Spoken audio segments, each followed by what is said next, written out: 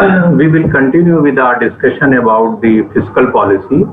In the last lecture, you may recall that I started the discussion about what is fiscal policy, and let me reiterate what I discussed in my last lecture in brief.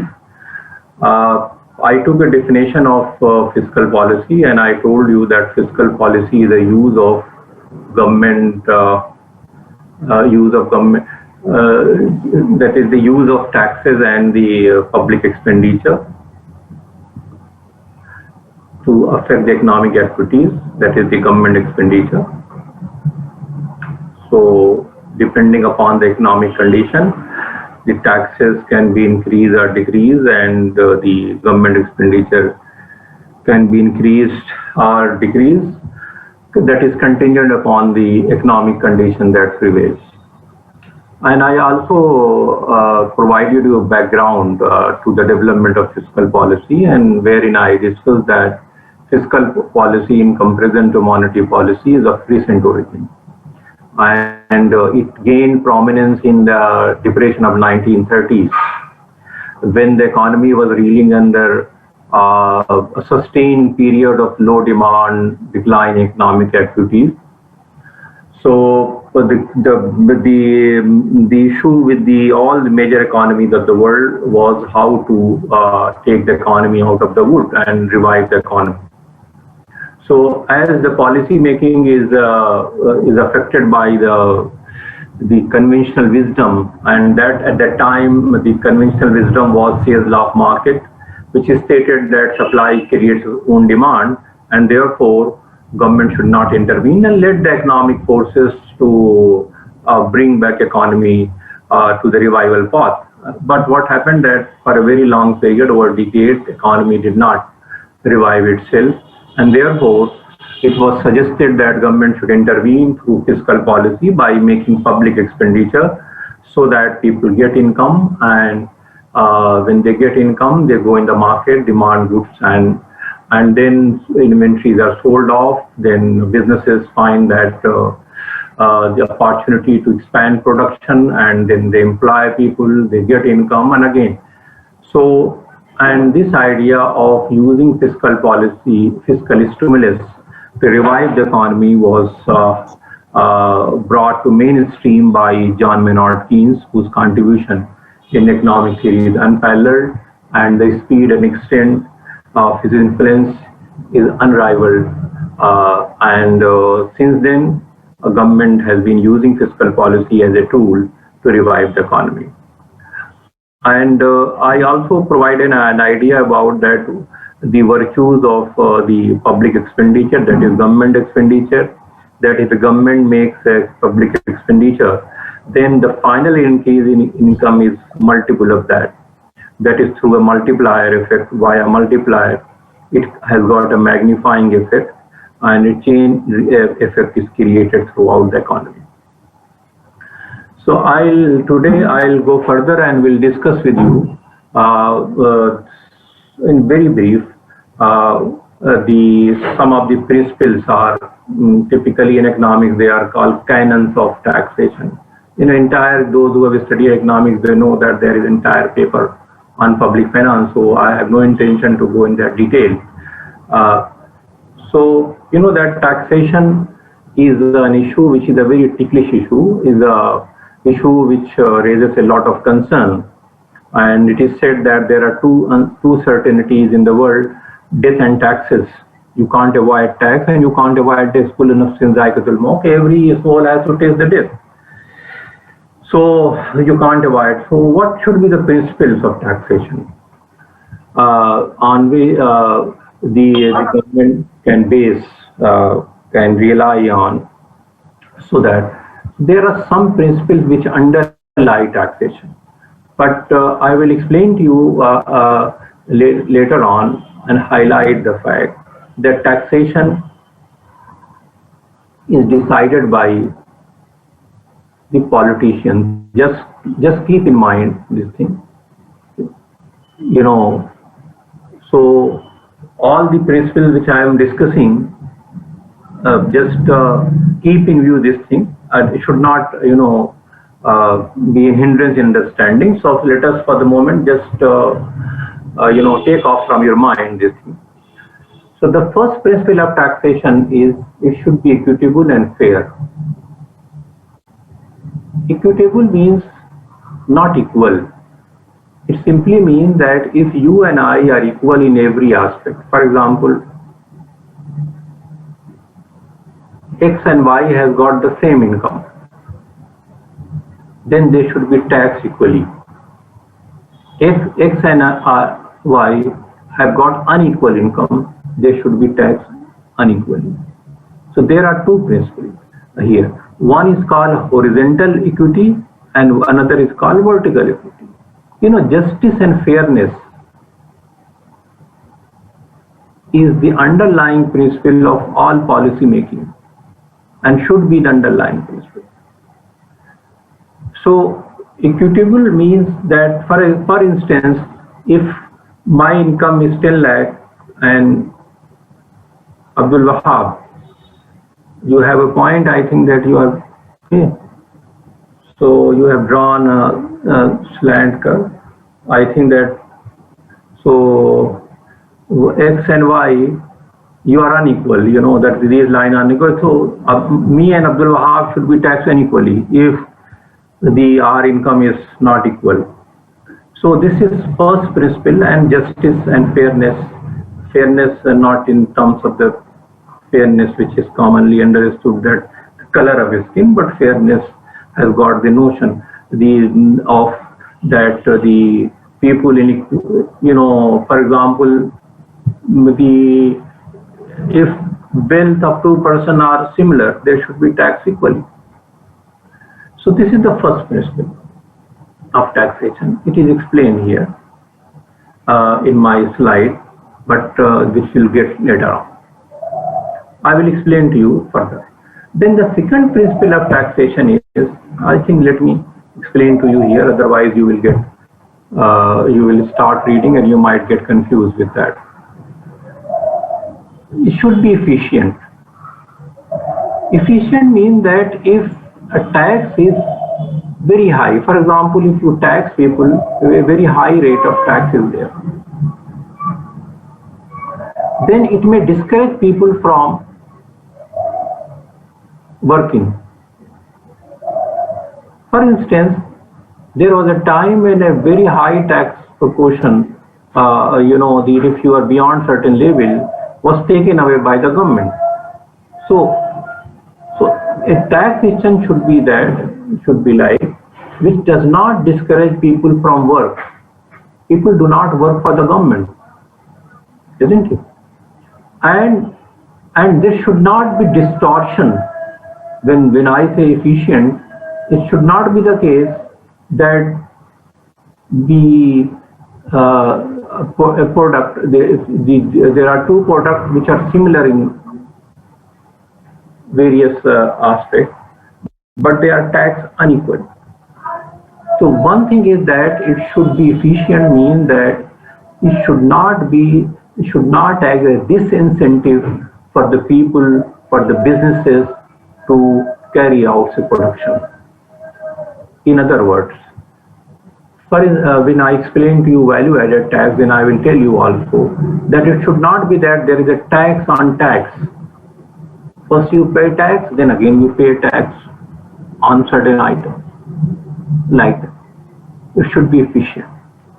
Then the third principle is it should be easy to administer. For instance, there was in India plethora of slabs, starting with 95%, 90%, in some 20, 30 tax slabs. In 90, later on, it was brought down to 3. So it should be easy to administer.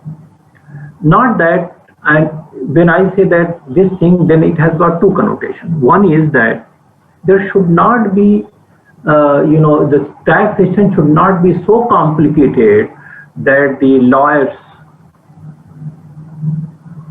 have a field day and interpreting the rule, finding out loopholes and like that, and undue litigation can go on. it has another meaning. Another meaning is that for example, the tax which the tax authorities want to get back is 1 lakh, but the amount of money which is spent on collecting this 1 lakh is greater than 1 lakh. So what is the point?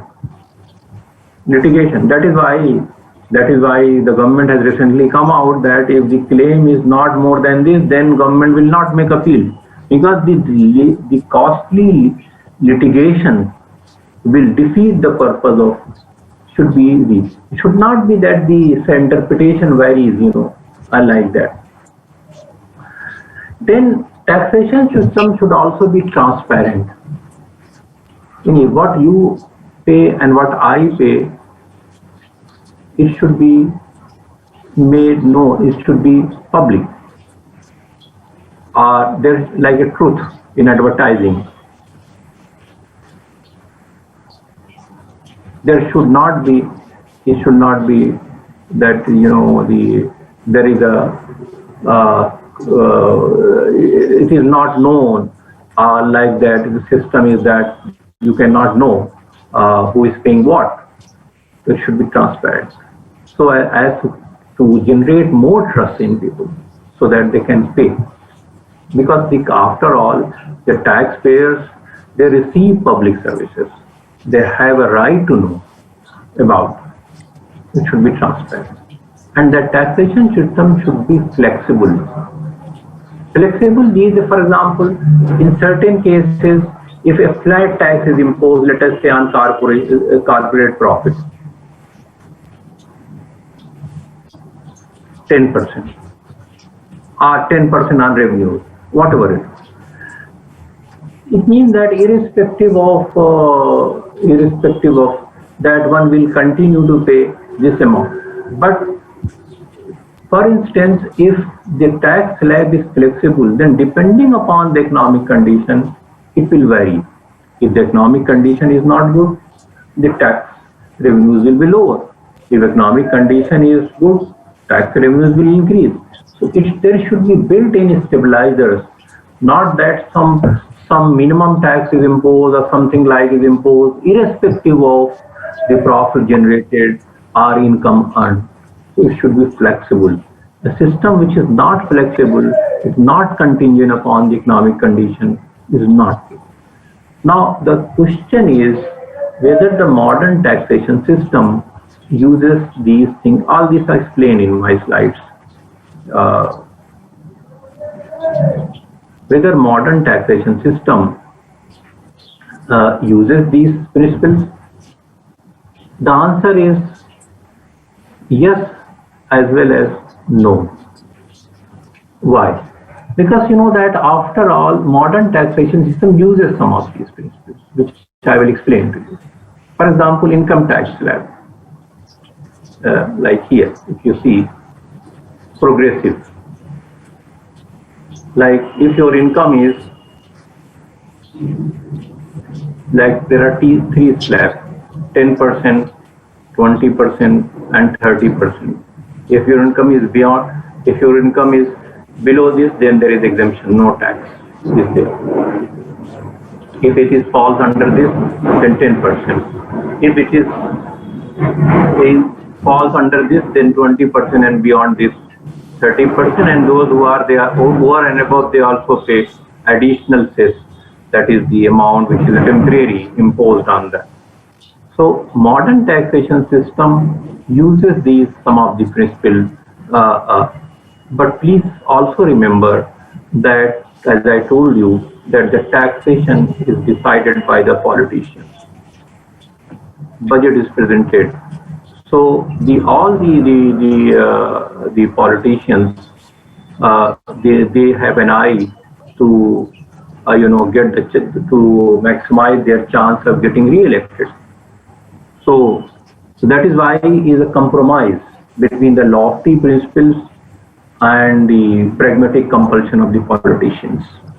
But the taxation system utilizes these. For example, for a long time there is a debate in India, exemption of agricultural taxes. The question is that because taking this, the rich, they have their farmhouses. The question was that one should make a distinction between poor farmers and rich farmers. But because, it constitutes an important part of the electorate, and therefore, they took the tax haven provided, and all the rich people, they have their farmhouses like that. So it is a compromise. It is a pragmatic come from the part of the politician to decide about this. But it uses some of these principles, like just the progressive income tax and other things are a part of. Now, with this brief background about the canons of taxation principle that underlie the modern taxation system, let us go further and try to understand what are the various types of taxes and what are the distinction made. So taxes can be understood using these two terminologies. Either the tax may be direct or indirect taxes. Direct, the word, if you look at direct tax, it means that the tax burden cannot be passed on to another person, like income tax, wealth tax, or corporation tax and so on. For example, if tax is imposed on me, I cannot pass on to Y. So this is one. Another implication of this thing, it is collected directly from the person or entity on whom it is imposed. Examples are income tax and the corporation tax and wealth tax. It is written. Indirect taxes are those which are imposed on the commodities and goods and services, what you call it. So it may be that some of this can be passed on to the consumer. For example, X entity of one particular item, it can add it and pass on to the consumer. How much it will be passed on to the consumer will depend upon various factors. And another reason why it is called indirect, because it is collected indirectly in the sellers and others by the government. Now the taxation, the modern taxation system, the income tax is a progressive in nature. That is, higher the income, more will the tax. For example, 30%, as I told you. So higher the income, this is called progressive. So those who are in higher tax, they will pay more taxes. They will do. Regressive means that as your income goes up, for example, your tax declines. For example, if you are lower income tax bracket, you pay high. If you are slightly higher, 20%. If you are this, you are paying lower taxes. Normally, the taxation income tax is not like proportional means irrespective of your income, flat, 10%, irrespective. So modern taxation system, especially income tax, is based on progressive. That is, the high income, high rate is collected from those who have got high income. But it has also got another meaning, qualitative. Sometimes, a tax which is imposed, not only quantitative 10-20%. If a good is consumed by poor,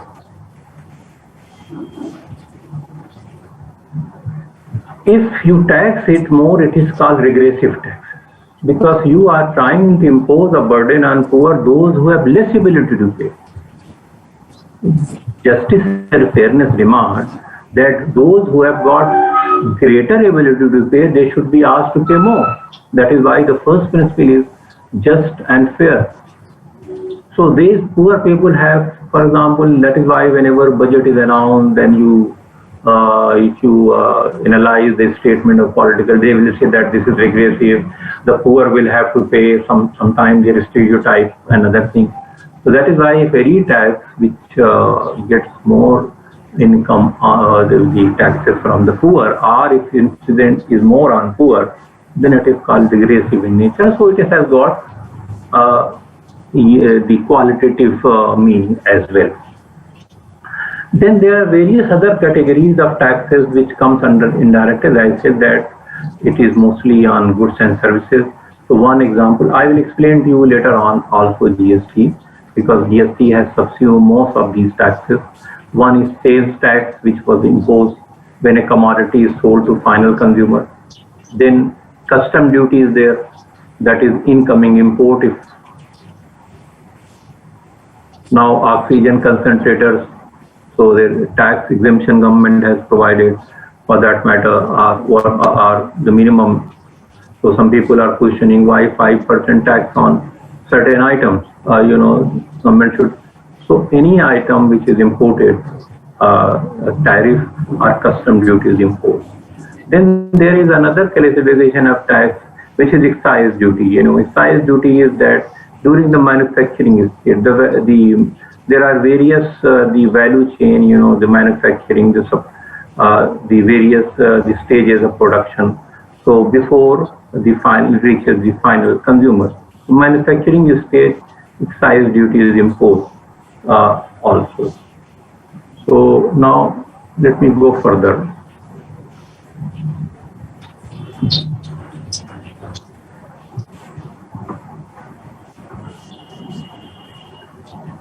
Now, what has happened over the years, that as I was discussing with you, one of the important aspects, that taxation should be efficient. It means that it should not discourage, it should not impose tax on one item again and again. So what government did, that government in order to introduce, which paved the way for the GST, in the year 1986 came out with the modified value-added tax. The value-added tax is that tax is imposed on the value addition. For example, typical case is taken, let's say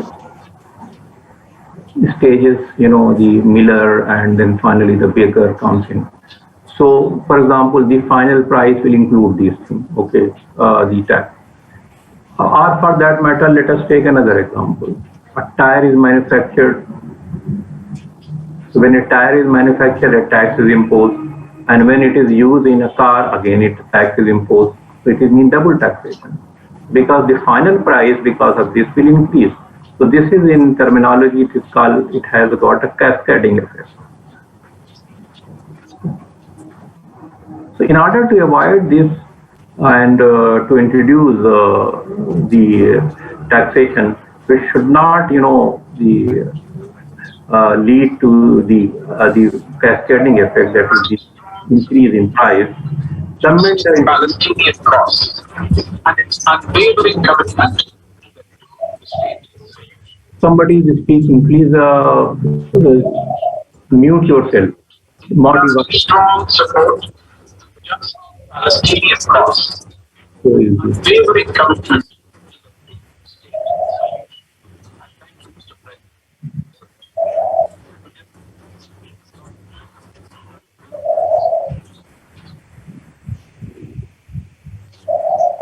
Muhammad Arfa.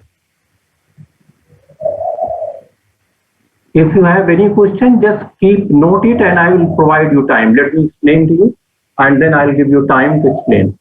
So what has happened, that what the government earlier had done, that provided this benefit, that when a final tax is imposed, for example, let us say on a car, whatever item have attracted the final, let us say, come out to be just an example, 30 tax on this, whatever it is. It has got various items which have already attracted the tax. So, if the car manufacturer be aware that these have already been attracted, for example, the tire, RAC, whatever it is, then the final tax will be reduced. Or if the car manufacturer pay this tax, then government will reimburse it. So in a way, so that the final price go down because of it. So for a very long time, government carried out with this as to introduce, because it was very difficult to introduce value-added tax, because in an economy like in India, and where the information system was not very efficient, so value-added tax and which gave the way to the goods and services tax (GST) later on, is based on the value. The principle is well laid out, and it has got the empirical support that to avoid the tax, because you know that like the transportation, for example, moving from one state to another state, the truckers will stand there to pay another thing to move from. So what the government did, that the government later on introduced the GST, and for that before that the spade work was carried out by the government UPA, and later on it was implemented by the BJP government later on. Now value-added tax has got two aspects. One is called on the value, and sometimes it is based on size. For example, you may say the car size of the car is very, or sometimes some items like cigar. So it may have a combination. Specification may be also be there. Not only this, but some other specification may also be there like that. But the spirit and the idea is that to avoid cascading effect, whatever taxes have been paid, so and they would be reimbursed earlier in moderate, and later on now, that is why the whatever the record has to be maintained, for example, at various stages of production, so that the final price does not increase. So in order to reduce the plethora of taxes which our taxation system had, government introduced the Goods and Services Act, which has now very encompassing, and it includes all the indirect taxes, most of these, except a few. So it subsumes and it is imposed and meant to be refunded to all parties in various stages of production, as I told you, that if any tax has already been paid, then if invoice is produced, then it is reimbursed like that. So that it subsumes most of the taxes and also reduces the the difficulties. One of the principles is that it should be easy to administer, unlike that. Now there are four types of tax slabs which we have got in India. Some are exempted also in 7% of the total, 5%, 12%, 18%, 28%. And there are various like petroleum products, alcoholic products, electricity are not taxed.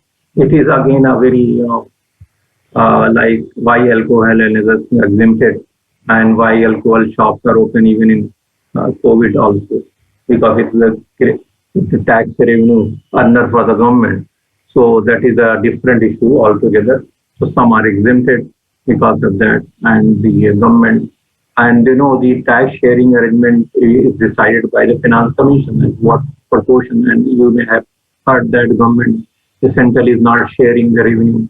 Now because the states have been taken, because of introduction of GST, so their ability to tax has come down to very low level, So GST is a very comprehensive tax, and so there are 0% some various products like milk and other things, and there are exempted 5%, 12%, 18%. And there are changes also because GST Council is there, which meets regularly to find out whether a product should be under 12%. Various revisions have been needed like that out there. But as far as the economics is concerned, GST is a tax which has got economic reasons, as I told you, because of the value, to avoid cascading effect and other things in life.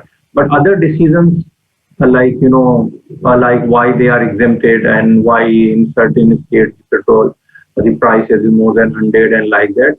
As I told you, there are some other reasons, and please try to understand that the taxation is decided by the politicians, and politicians, they may be knowing economics, but they have got other reasons why, and that is why Warren Buffett once made a remark that I pay lower taxes, one of the richest person in the world, than what my secretary pays.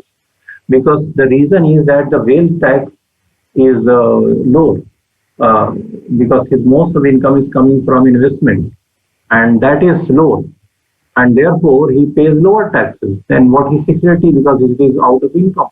The income tax is higher and wealth tax is lower, and therefore he said, like in India, we do not find people like the 50 richest person in UK wrote to UK government that tax is more, we want to pay more.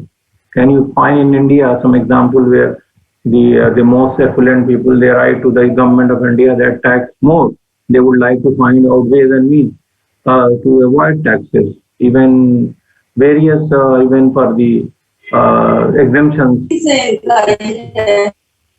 So lastly, I would like to address some issues regarding taxation. Just read this. This is why taxation is an issue.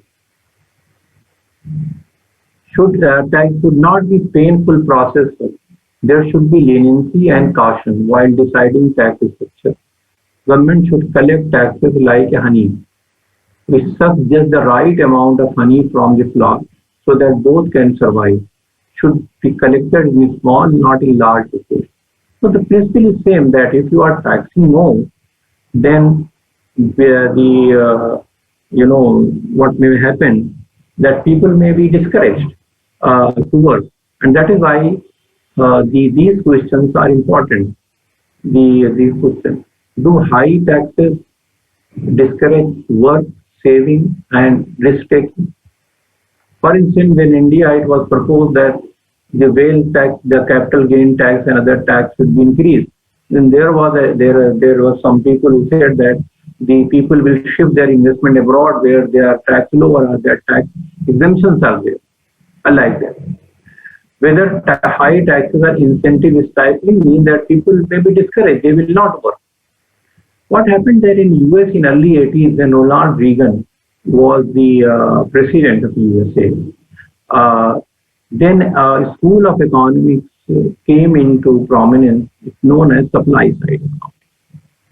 I talked about that Keynesian economics is demand side. You should have to revive the demand in the economy so that the economic health is improved. So in contrast to that, the supply side economists, they pointed out that we should lower taxes, because one of the reasons why people are not working, they are not taking risks, or entrepreneurship is not promoted, and like that. So we should reduce taxes that will encourage it. So there is a story which I would like to tell you, and before I close for the day, and that economics has come to be known as the Reagan economy. So there was an economic advisor of Ronald Reagan who was sent for getting brushed up on the latest economic issues, and his name was David Stock, if I recall correctly.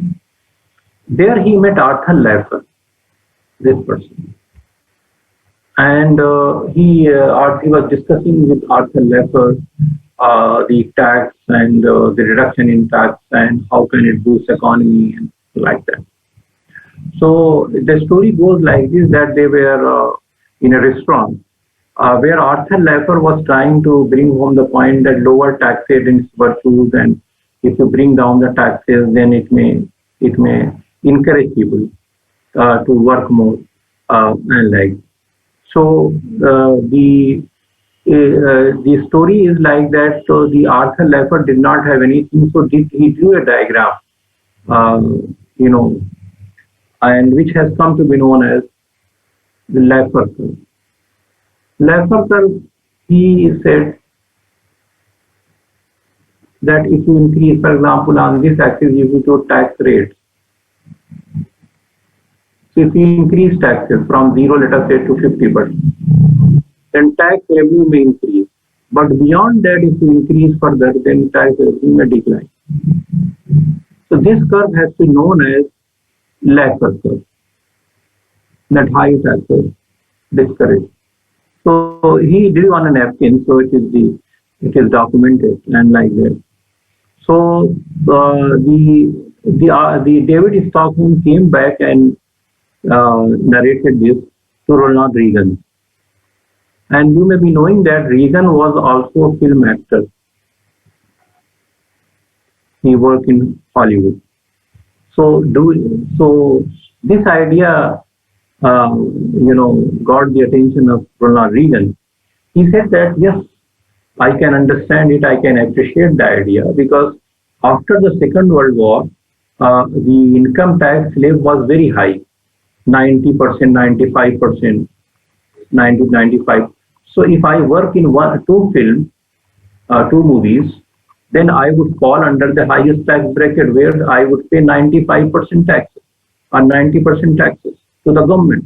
So I decided at that time that I will not work in the third movie, because I do not want to work for the government, because if I work in the movie, 90% will be taken.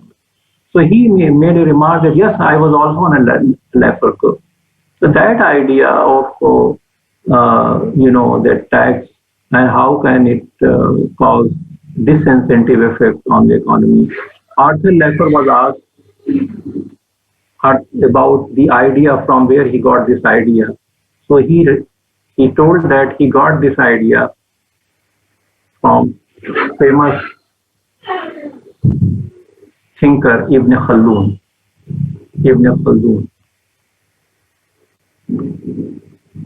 Who has written his famous Muqaddimah, is very famous, and that popularized by the none other than Joseph Schumpeter, a very famous French economist, and whose idea that the profit is reward for innovation, and the terminologies of creative destruction and like that. So he said that I took the idea from Ibn Khaldun. So you know that this is how the ideas, nobody has got a monopoly on ideas. Some ideas like that. So the how the tax and others, they affect it. So this is the story which I wanted to share with you about. And with this, I close for the day. If you have any question, you can ask. Sir. Yes. So we have to pay both direct and indirect tax. Please, there is some issue with your. Hello. Sir, I want to know, sir, do we have to pay both direct and indirect tax? Yes, sir. If you fall under the income tax, for example, as a student, you are not paying direct taxes now, isn't it? Your father may be paying. But if you are buying something good, like even internet connection, isn't it? You are paying GST on that, isn't it? Even I am using Zoom. Earlier it was not taxed. Now it is attracting the tax GST from 2 months, isn't it? So some goods are exempted and like that naturally when you are buying, but you do not pay, like there are various goods like bread and milk, and these are not taxed. Okay, there are exemptions. Thank you.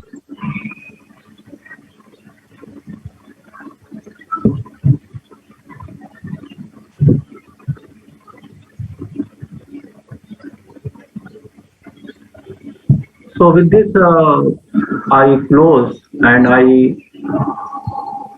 keep the Muqaddimah of the further for a later date.